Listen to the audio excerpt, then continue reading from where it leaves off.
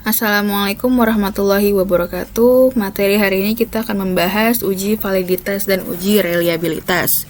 Sebelum kita masuk ke dalam SPSS-nya, saya akan menjelaskan dulu ya, apa itu validitas. Nah, di sini kita akan memakai data primer ya, berbentuk kuesioner yang minggu lalu saya share. Nah, di sini saya jelaskan dulu, validitas itu mempunyai arti sejauh mana ketepatan dan kecermatan suatu alat ukur dalam melakukan fungsi ukurannya. Jadi kata Ghazali di sini di bukunya tahun 2009 menyatakan bahwa uji validitas digunakan untuk mengukur sah atau valid tidaknya suatu kuesioner. Jadi sah atau tidak sahnya kuesioner tersebut atau valid atau tidak validnya suatu kuesioner tersebut.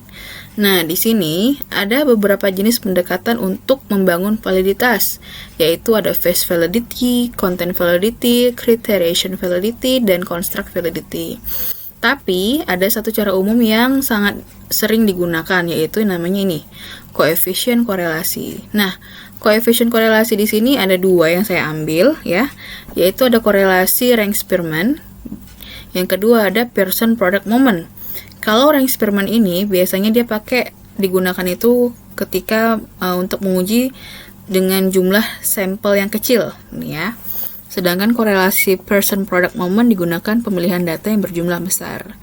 Nah, ini saya ambil dari contoh dari buku SPSS kita ya. Nanti akan saya share bukunya PDF. Nah, di sini karena itemnya itu hanya 9, dia menggunakan Rank-Spearman. Sangat mudah ya, seperti minggu lalu kita bahas deskriptif, sama kita pakai analyze juga, kemudian correlate, bivariate. Nah, ini gambarnya. Nanti akan kita uji pada data kita sendiri. Oke, ini sekilas untuk pengetahuan ya. Nah, nanti hasilnya ada dua cara mengujinya ya. Yang pertama membandingkan R hitung dengan R tabel. Kalau R hitungnya lebih besar dari R tabel, artinya ada korelasi antara variabel yang dihubungkan atau valid. Sedangkan R hitung lebih kecil dari R tabel, tidak ada korelasi antar variabel yang dihubungkan, sama dengan tidak valid atau tidak sah kuesioner tersebut. Kemudian membandingkan nilai signifikansi dengan nilai Cronbach alpha 0,05. Kalau nilai signifikansinya lebih kecil dari 0,05, artinya valid ya, ada korelasi antar variabel yang dihubungkan. Dan sebaliknya, jika signifikansinya lebih besar dari 0,05. Baik, cara membaca nilai R tabel dalam uji validitas Pearson. Nah, acuannya yang utama yang kita gunakan adalah dengan melihat banyaknya jumlah sampel ya. Jumlah sampel. Minggu lalu saya udah bahas N. N itu kan jumlah sampel ya. Ataupun Anda juga bisa mengacu pada nilai derajat kebebasan DF-nya dari hasil output SPSS. Nah, ini saya kasih contoh. Nah, ini adalah hasil ketika sudah diuji validitas. Oke, ini N-nya nih. N-nya berarti ada 20 ya kan? Oke, nah yang harus kalian download itu adalah ini. Kalian cari di Google ya. Tabel distribusi nilai R tabel ya. Nah, di sini kita ambil yang 5% ya. Jadi 100% dikurang 5% adalah 95% kan. 95% adalah tingkat kepercayaan dari signifikansi tersebut ya, kuesioner tersebut. Jadi 5% itu dianggap errornya ya.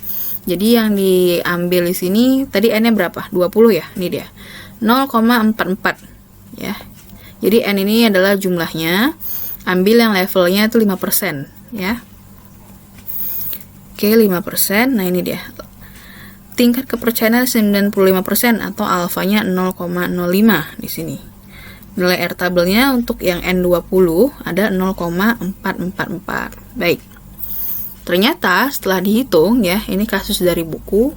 Ini dia, Pearson correlation-nya 0,461.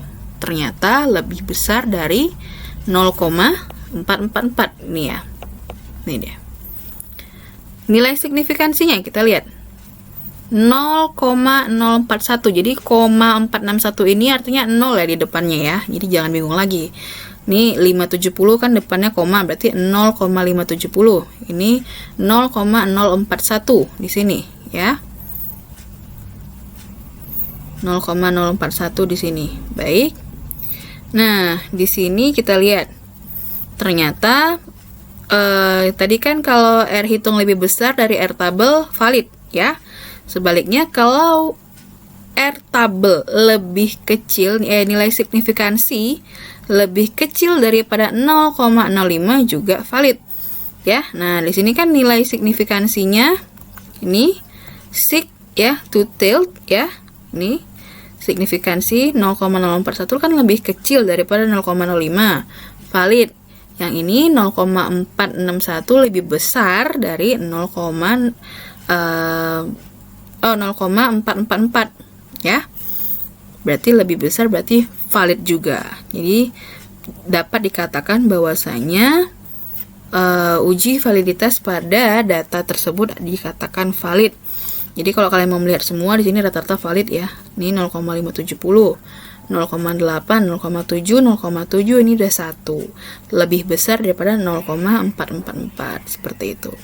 Signifikansinya kita cek 0,041 sampai 0,000, lebih kecil daripada 0,05 ya, dikatakan valid. Baik.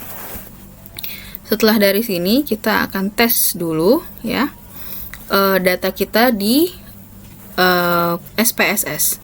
Baik, setelah mendengar kalian penjelasan soal uji validitas, nah ini adalah data primer ya yang kemarin saya bagikan. Kan kalian masih save ya, masih simpan. Nah, ini yang kita gunakan, bukan sekunder. Ini adalah data kuesioner ya. Nah, ini kan ada satu X, satu variabel ya, X1 sampai X8. Kemudian ada variabel kedua, variabel dependennya Y1 sampai dengan Y7. Nah, ini di kolom J, klik kanan, oke, insert. Nah, ya, ada kolom baru di sini. Nah, ini kalian buat total. Total dari setiap variabel, ya. Begitu juga dengan di sini di kolom R, ya, di sini. Kalian langsung klik aja total. Oke. Ini yang biru, ya, garis kan ada garis biru nih, ya. Ada tanda panah nih ke kanan, tinggal kalian klik 2 kali, kalian tarik. Nah, oke.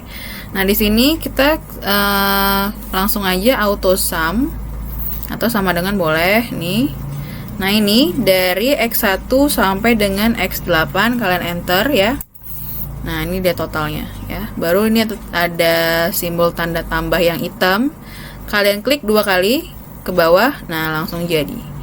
Jadi ini adalah total dari skor ya. Skor para responden terhadap ada 8 pernyataan variabel X1. Ya, ini dia. Gitu juga di sini kalian klik auto sum atau sama dengan pun boleh. Ya, ini sum ya. Nah, dari sini ya, Y1 sampai dengan Y7. Kemudian tinggal diklik di sini tanda panah hitam, klik 2 kali ya. Baru kita hitamkan tebal di bold. Oke, udah dapat totalnya. Kita save, jangan lupa. Nah, kita langsung masuk ke SPSS-nya ya. Seperti biasa.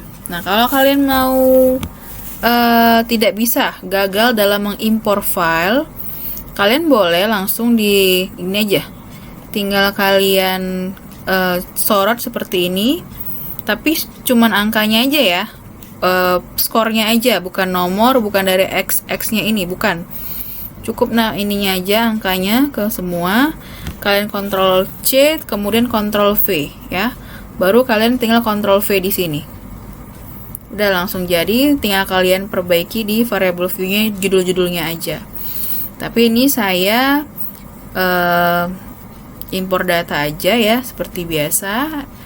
Nah, di sini data mentahnya. Tadi jangan lupa kita save dulu. Ya. Nah, kemudian di sini data mentahnya, oke. Nah, ini variabel primer ya, kita pilih, oke kan?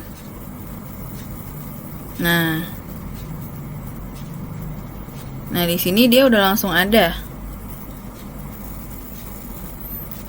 Kalau gini saya nggak perlu ngubah judul yang di sini lagi. Paham ya? Nah, di sini nanti kalau kalian yang manual, yang kalian sorot angka-angkanya, kalian copy paste. Jangan lupa nih nomor responden diubah ke string, ya. Oke, ini total kita ganti aja total X1 boleh di sini. Ops. Lupa saya, tidak boleh di enter. Total X, di sini total Y. Ya, oke. Nah, baik.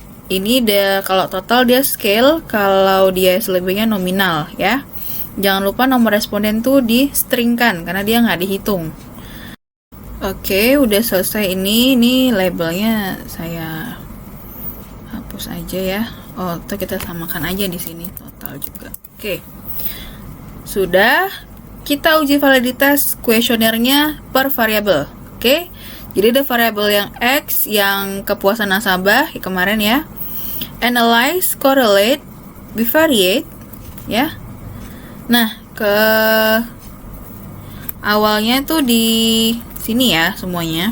Nah, jadi yang kita hitung pertama dulu adalah X1 sampai dengan total X. Ini dia. Kita mau nguji yang X-nya dulu, baru nanti yang Y ya. Oke. Ini ya. Jangan lupa correlation coefficient-nya Pearson-nya dicentang, test of significance-nya, two-tailed-nya di checklist, di klik tombol ini. Kemudian flag significant correlation-nya di checklist juga dicentang. Klik OK. Nah, tuh. Udah.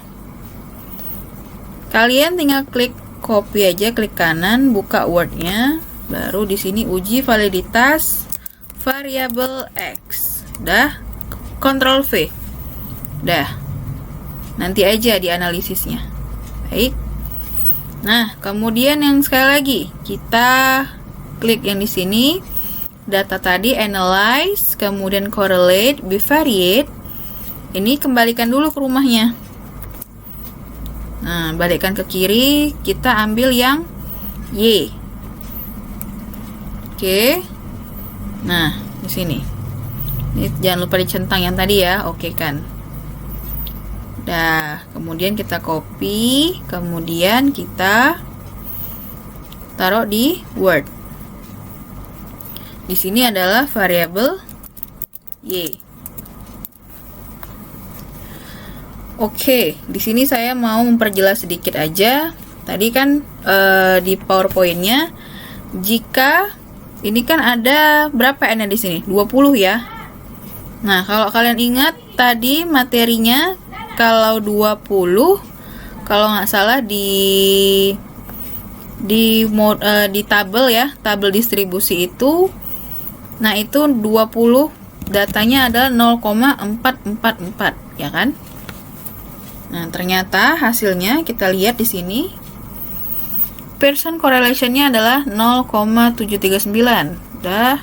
Kemudian 0,655 udah besar ya, 0,8, 0,6, 0,6, 0,6. Oke. Lebih besar daripada 0,44 semua. Artinya valid, ya kan? Nah, kemudian ini ya tadi contohnya. Ya, ini dia penjelasannya. Berarti R hitungnya adalah yang tadi ya, yang di tabel 0,7, 0,6, 0,8. R tabelnya adalah 0,444 karena sama jumlah data saya dengan yang di contoh ini adalah 20 juga N-nya ya. Datanya 20. Berarti lebih besar. Kalau lebih besar artinya valid. Kemudian kita hitung yang signifikansinya. Kalau dia lebih kecil dari 0,05 artinya valid. Dan sebaliknya kalau dia lebih besar dari 0,05 tidak valid. Kita lihat hasilnya. Signifikansi ya 0,00, 0,02 ya, di sini juga 0,00. Kemudian ke bawah seterusnya artinya signifikan. Kemudian Y-nya ada. Y-nya juga sama, saya lihat di sini adalah signifikan ya. Ya. Nah, kalian tinggal uji aja seperti itu. Oke, tinggal kalian save. Selanjutnya kita bahas uji reliabilitas. Oke, ini temennya. Apa itu reliabilitas? Menunjukkan bahwa suatu instrumen yang digunakan dalam penelitian untuk memperoleh informasi yang digunakan dapat dipercaya sebagai alat pengumpulan data dan mampu mengungkapkan informasi yang sebenarnya. Ghazali bilang di bukunya tahun 2009 bahwasanya reliabilitas itu adalah alat untuk mengukur suatu kuesioner yang merupakan indikator dari peubah atau konstruk. Suatu kuesioner dikatakan reliable atau handal jika jawaban dari seseorang atau responden tersebut terhadap pernyataan yang di dalam kuesioner itu konsisten, ya, atau stabil dari waktu ke waktu. Artinya, kuesioner yang harus kalian buat nanti waktu penelitian itu bukanlah kalian asal-asalan membuat pernyataan, tidak bisa seperti itu. Kuesioner itu sudah pernah dibuat oleh peneliti terdahulu, sudah diuji, ya. Dengan kata lain ini tadi, bahwasanya jawaban dari responden itu sudah stabil jawabannya, ya, bersifat konsisten seperti itu. Nah, ini diuji di sini. Apakah jawaban-jawaban dari responden itu benar-benar stabil dari masa ke masa, ya. Jadi di sini suatu reliabilitas ini merujuk pada daya prediksi dan akurasi, ya, ketepatan. Pengukuran yang memiliki reliabilitas tinggi adalah pengukuran yang dapat menghasilkan data yang reliable. Jadi kalau reliabilitas tinggi itu mencerminkan bahwa datanya itu sangat bisa dipercaya, ya. Nah, di sini reliabilitas itu dicerminkan dengan namanya Cronbach alpha. Ya, apa itu? Jika nilai alfa lebih dari 0,9 maka dikategorikan sangat baik atau hampir sempurna. Kemudian, jika nilai alfa di antara 0,8 dan 0,9 baik. 0,7 sampai 0,8 cukup baik, sedangkan kalau di bawah 0,6 artinya alat ukurnya itu memiliki tingkat reliabilitas yang rendah. Jadi jangan sampai di bawah 0,6. Oke, ini gampang sama kayak tadi. Analyze, ini scale, kalau tadi correlate, ya. Reliability analysis, ya. Nah, kita coba di sini. Data yang tadi juga, ya, yang ini. Outputnya biarin aja di sini. Output latihannya itu di bukan yang ini. Yang ini tadi, ya. Nah, ini dibiarin aja di sini, nanti nyambung deh ke bawah. Nah, analyze, kemudian scale, ini dia, reliability analysis. Oke, nah ini kita sama seperti tadi yang X-nya dulu, tapi totalnya nggak ikut, ya. Udah, jangan lupa nih alpha. Oke kan? Nah, sini udah kelihatan nih. Reliability statistiknya 0,859, artinya sangat bagus, ya, data kuesionernya. Ini di sini berarti tinggal kita copy aja. Jangan lupa buat judul bahwasanya ini tabel reliabilitasnya untuk yang variabel X, ya kan? Nah, ini yang Y-nya bahwasanya kita tes lagi. Analyze, scale, reliability. Ini kita balikkan ke rumahnya. Klik tanda panah kiri, kita gantian yang ini, yang Y-nya. Ya. Jangan ikut totalnya. Kalau validitas ikut totalnya. Oke kan? Sepertinya hampir mirip, ya. Beda cuman satu aja. Copy. Sudah selesai. Udah dapat, ini dia 0,8, ini dia 0,859, ya. Dikit aja bedanya, selisihnya 0,01. Nah, kalau kalian lihat teorinya tadi, bahwasanya kalau 0,8 sampai 0,9 dikategorikan baik, ya. Artinya kuesioner ini sudah bisa sangat handal, ya. Pernyataan-pernyataan di dalam itu sudah teruji sangat baik, jawabannya itu sudah konsisten dari masa ke masa, seperti itu. Nah, yang kalian sajikan juga seperti ini. Jangan lupa dilengkapi nama kelompoknya, pertemuan keberapa, Kemudian kalian jelasin lah di sini, ambil aja salah satunya ya, jelasin. Boleh semua karena nggak banyak ya. Ini X-nya aja cuman 8, Y-nya cuman 7 ya. Buat aja 0,739 dalam berarti lebih besar daripada 0, seperti ini. Ini contohnya ya. Kan R tabelnya di situ kalau N20 0,44 ya kan, dikatakan valid kalau R hitungnya lebih besar daripada R tabel ya kan. Nah, ambillah yang X1 tadi di atas 0,7 berapa tadi ya, 719, berarti lebih besar daripada 0,44. X2 dan seterusnya. Gitu juga yang variabel Y. Ya, selesai sampai situ. Tinggal kalian save, tinggal kalian upload ke Google Classroom. Terima kasih.